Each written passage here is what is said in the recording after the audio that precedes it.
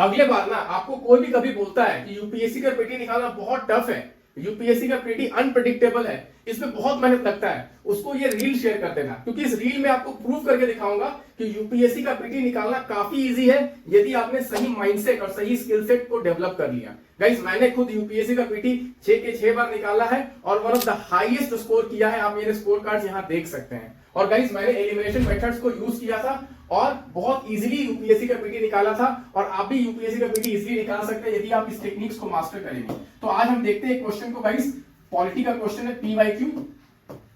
Pursuant to the report of H.N. Sanyal Committee, the Contempt of Court Act 1971 was passed.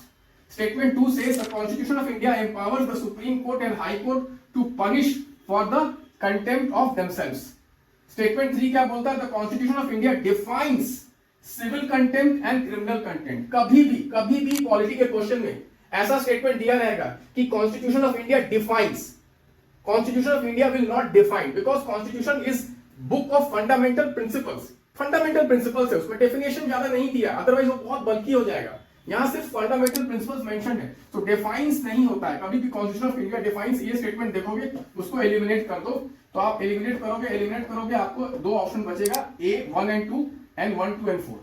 फिर यदि आप statement 4 पढ़ते हो तो बोलता है in India the parliament vested with the powers to make laws on the contempt of court.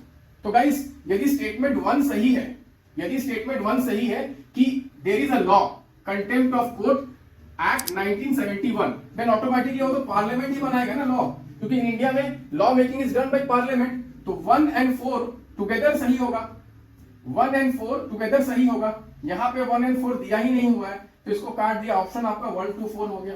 तो guys ऐसे बहुत सारे टर्म्स हैं जो आपको देखना है। कॉन्स्टिट्यूशन डिफाइंस गलत हो जाएगा, कॉन्स्टिट्यूशन मैंडेट्स गलत हो जाएगा, कॉन्स्टिट्यूशन क्लासिफाइज गलत हो जाएगा, कॉन्स्टिट्यूशन प्रोवाइड्स गलत हो जाएगा। कभी भी ऐसे टर्म्स दिखे उस स्टेटमेंट को एलिमिनेट करके आप इजीली क्वेश्चन सॉल्व कर सकते हैं। गाइस मैंने सारे एलिमिनेशन टेक्निक अपने पीवाईक्यू मास्टरी में पढ़ाया है, आप सारे वीडियोस को देखिए, पीवाईक्यू मास्टरी ज्वाइन कीजिए और आप भी मास्टर बन सकते हैं यूपीएससी पीटी का।